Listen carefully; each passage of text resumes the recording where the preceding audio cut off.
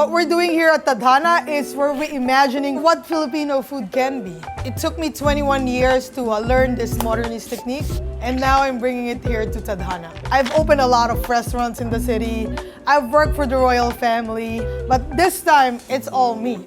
Being the sole owner of Tadhana, it's a lot of anxiety just because there's 12 people relying on me. You have to be able to jump in anywhere, from dish pit to prep to getting a liquor license. I gotta make this work. Tadhana means by fate or destiny. After 21 years, all my experiences just led me all to this. Hey guys, I'm Francis Tariga. I'm the chef owner here at Tadhana. Let's go to work. Hey! These are a small dining area. This used to be a coffee shop. It's like really not built for a fine dining restaurant. But you know what? We make things happen. Normally, I'm the first person here, but Chef Mark beats me sometimes, you know? We like to come early so that we can check all the equipment. We're electric only. So if one equipment is not working, it's really gonna affect our service. Hello, Chef. Hello, Chef. Morning. It's not just like checking the equipment. It's basically my first walkthrough, checking what happened last night. Did they clean this? Did they not? The closing team made sure that they even cleaned the gasket last night. This is what health department check, the gaskets. If your gaskets are like moldy, that's a 5 points. You're about to get a B, basically. So this is our freezer. It's really a house freezer. It's gonna change soon, okay? We have money now. Right, Chef? Yes, Chef. We call that balling in the hood. We don't have a walk-in, so everything is prepped fresh daily. So it's 10 a.m. right now. Yama Seafood is here, so let's get our fish.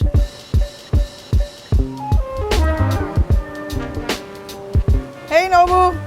Yo, there's dog shit here, watch out. Our fish, normally we order it from Japan just because it's very similar from what we have in the Philippines. Hiramasa and Jikin Medai from Shizuoka and Hiramasa from Nagasaki in Japan. It just got delivered today? Yes. Hey, okay. You see how Japanese people wrap their fish? Very good. We got the hiramasa. You can find the hiramasa in the US, but the quality is different. You see this technique that they do? Ikejime. They remove the nerve of the fish. You bleed it out properly so they're not fighting, so the meat stays intact.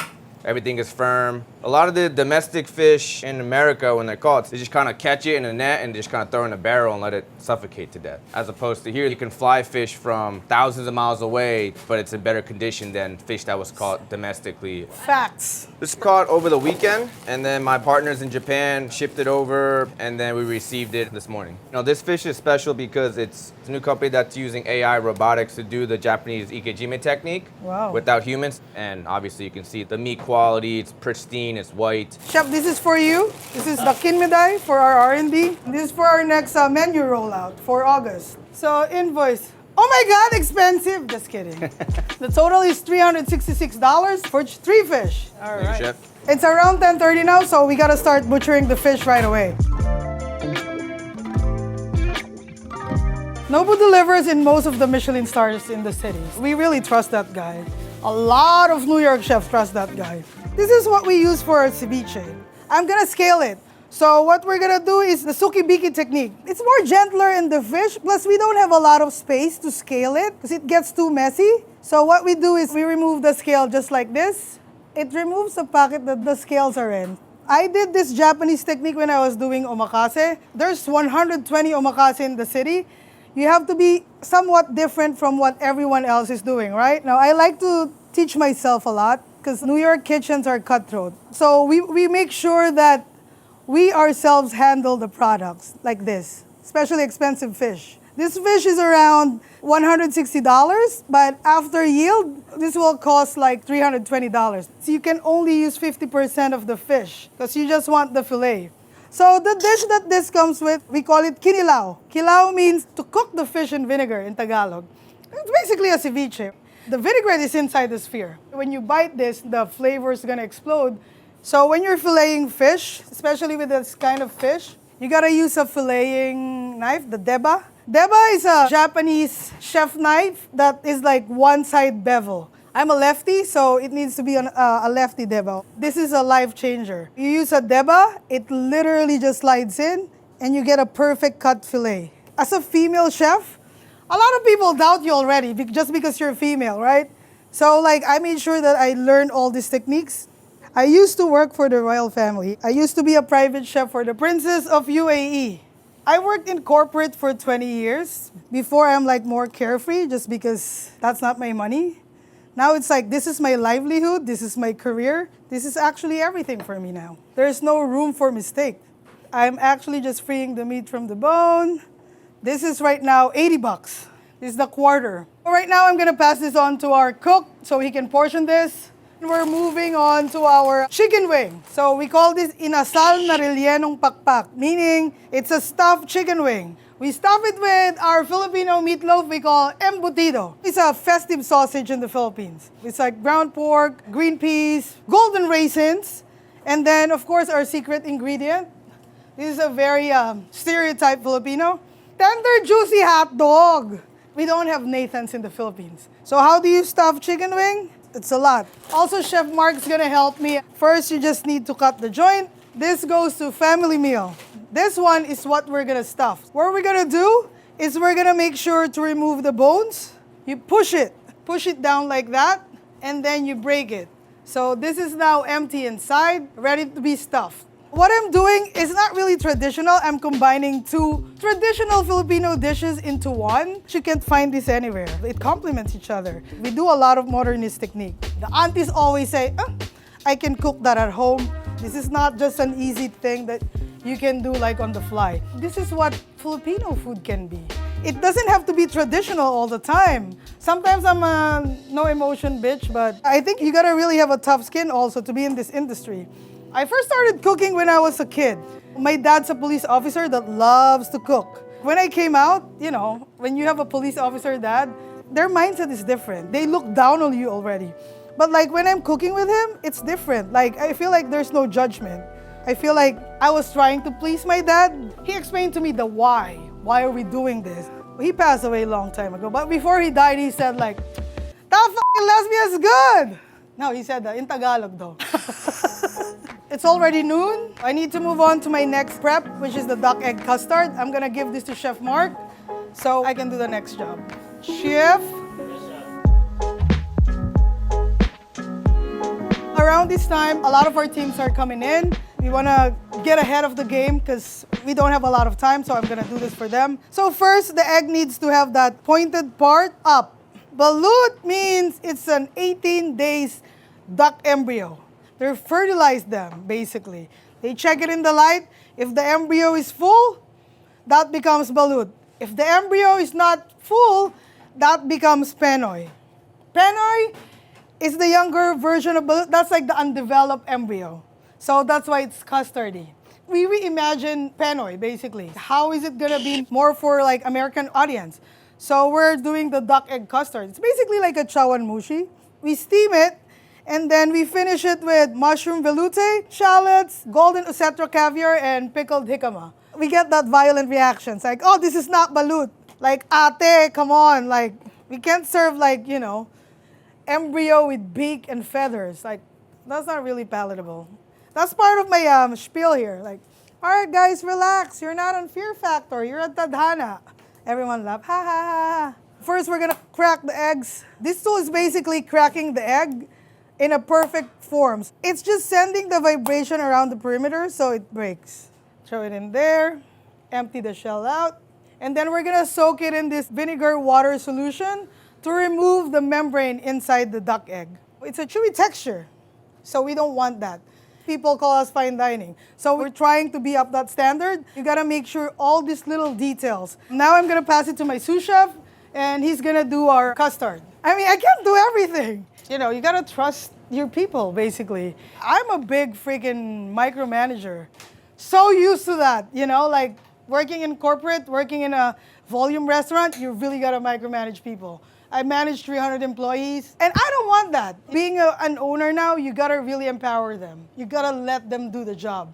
You gotta trust them. There's gonna be a lot of mistake, a lot of expensive mistake, but you know what? It's part of like growing. So we have this custard from yesterday. If you do it the day before, It blends well, and then the custard is like softer. All right, so I'm just putting aluminum foil here because we're gonna put it in the steamer. Once it's soaked, it just peels off. Voila. This is the whole membranes. Duck egg is more like sturdy. With the custard, it's more thicker and it holds better. Now we're gonna sand it so there's no sharp edges. Yep, Michelin Guide, I'm calling you out. Come here. People ask us, oh, where you guys buy your eggshell? I'm like, bitch, we make it in-house. Chef Ralph, can you wash the eggshells so we can add the custard? Tonight we're gonna do 2 seating, so 48. We're always fully booked, and we only book 21 days in advance, so better get your reservation now. Hey, this mix, we pass it at least 3 times in a chinois in order to get the silkiest texture ever. Now we're gonna pre-cook this egg custard. We're just gonna make a few more of this carton so we can move on to our next job, basically. We steam it twice. The first one is to cook it. The other one is to make sure that we serve it hot to our guests. 18 minutes, and then we Gucci. We're good. It's 1 o'clock. I need to break down this big jackfruit for our halo-halo. This is 20 pounds. Imagine if this fall on you. And in the Philippines, we use this a lot. If it's still green or not ripe, we use it for a coconut stew. And if it's ripe, we put it on our dessert. So how are you gonna know if it's ripe? You don't know. You gotta oil it, because that's very sticky. We're gonna make an incision. Right, and then you just go around. Gonna put another knife in here. Wow, all right. Ooh, look at that, so fresh. So this, they use as glue in the Philippines. This jackfruit is from Ecuador. So we source it from our produce vendor. We have to commit on like 2 hull a week in order for them to carry this for us. Moment of truth. You ready? Woo, it's ripe. We're gonna make a jam. This is for our halo-halo dish. So halo-halo means mix. It's a shaved ice. The best halo-halo is with a lot of that jackfruit jam juice. You know that it's a classic one if they use jackfruit. We reimagine it as well. What we do is we make it in 1 bite. We freeze it in liquid nitrogen. It needs to be aerated, otherwise you're eating a block of ice. We put in an ISI gun. You gotta make sure that there's enough fats, because the fats is really the one that's make it easier to break down. I've been wanting to like really use liquid nitrogen, but it's a liability. You know, when you work corporate, you always have to think of like the liability issue, right? Now that I own my own restaurant, it, I'm using liquid nitrogen. Techniques are different, still tastes like Filipino food. You gotta just remove it from the core a little bit. You gotta make sure that your hands are oiled. This is how it looks like. I love this. Jackfruit in real life. So we're just getting enough for service. Like I said, we have very limited space. I think this is enough, Chef. When I was in the Philippines, I used to like sell halo-halo. That's why I know how to create like all this tropical fruit jam. I sell it for 5 pesos. So now I'm gonna braise it to turn it into a jam. Very simple. Add the sugar, a little bit of water, and then just braise it for 2 hours. Not a lot of restaurants have lids, right? It's either a sheet tray or a parchment paper. So what we're gonna do is we're gonna use this as cover and then let it braise. It's 2 p.m. right now. I'm gonna do the owner, admin, management side. I'm gonna call my lawyer for a liquor license.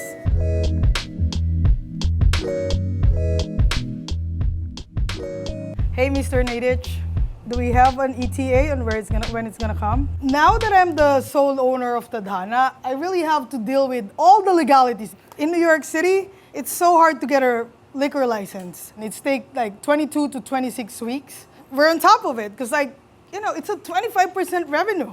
We're in the final step of the design process. I just need to approve it. And then that's our 2 weeks timelines. Basically, it's gonna be a brand new restaurant again. The lighting plan, schematic elevation, I don't know what that means, but sure, leave it to the professionals. That's what they say. Now I'm gonna personally write a letter for the celebrants. So we got 2 birthdays and 1 anniversary.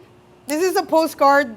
This is the streets I grew up. This is like a nice touch. People appreciate it. Every time they sat down, they're like, "Aww." All right, now I'm done with the admin stuff. I'm gonna head in the kitchen. What's the secret to good restaurant? Taste, taste, taste. You gotta have your tasting spoon ready. This is the spicy coconut sauce for our laing, the coconut stew. It's not done yet. It's salt. Salt. I can't look at you in the eye if I don't taste it, especially when you're a guest. I created these dishes, so the only way to make sure that this is up to par is tasting it. Right now, Ralph's doing our charcoal lime pie teacups. That's very crispy. Good job. Few things we do before service opens. We do make this coconut vinaigrette sphere. We freeze our vinaigrette. We just drop it in alginate bath. It's a sodium alginate. It's made from algae. It reacts well with calcium, so it creates a membrane and it solidifies. At the same time, it melts the vinaigrette, so it's a sphere. Really good sphere. Ooh, that explosion comes out of the ceviche dish. This is very time sensitive just because you want to make sure when you drop it, it's still frozen. All right, we only have 30 minutes before the door opens. Right before service, that's where we do all the knife cuts. All those garnishes are being picked, all those a la minute stuff. Everything looks good. Now we're heading to our pre-shift before service. This is the back of the house pre-shift.